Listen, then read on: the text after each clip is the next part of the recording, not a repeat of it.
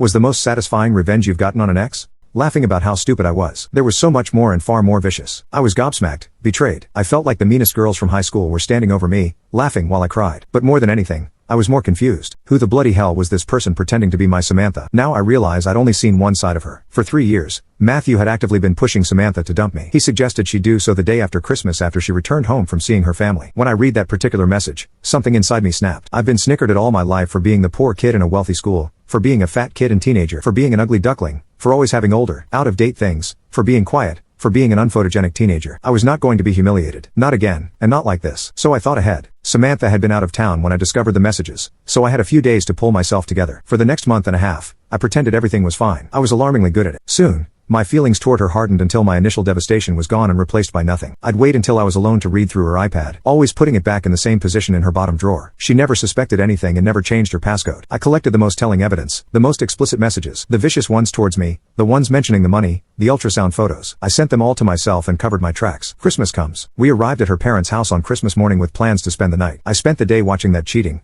mocking, money laundering scumbag have a lovely Christmas. She kissed me goodnight and whispered in my ear how much she loved me. The next morning, before we all sat down for breakfast, I pulled out the evidence. If you want a part 2, click on share and more.